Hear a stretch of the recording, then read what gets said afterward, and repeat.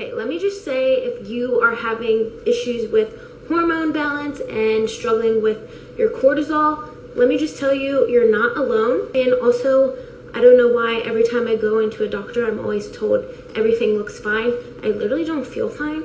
So can we stop normalizing just because your labs are in range that everything's fine?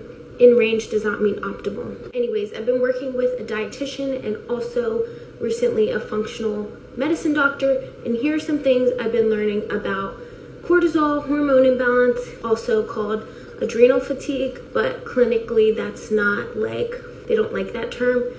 So it's often referred as HPA, axis dysfunction. So here are some ways you can better support your cortisol levels, which will help you balance your hormones better. First one is to make sure you are eating enough, aiming to eat every 3 to 4 hours.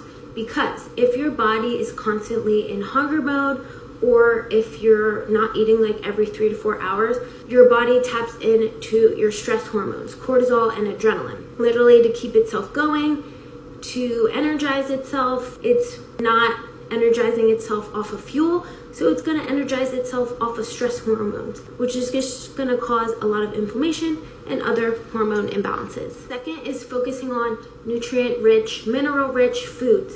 A lot of times in our society, we are eating a lot of processed foods, maybe not as nutrient-rich foods, and your hormones literally feed off these nutrients and minerals to function, especially your adrenals, which support your stress levels, literally like your sex hormones, your thyroid, your cortisol levels. The third one is balancing your blood sugar. Say if you have a carb or like a sugary food, like say a fruit juice, aiming to pair that with a fat or a protein. That helps limit the dramatic glucose spike.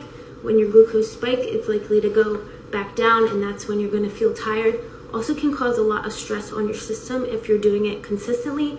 So pairing your sugary foods or carbohydrates with a protein or a fat. The fourth one is managing your stress. This is one I've personally been having to work on and like unlearn. Having a better work-life balance, finding things I enjoy outside of work, taking breaks, doing things to support my mental health and so I can decompress and relax, taking time off my phone. Getting sunlight first thing in the morning, that can help regulate your circadian rhythm, help you fall asleep at night. At night, you want to have more melatonin production. I'm running out of time, so like for part 2.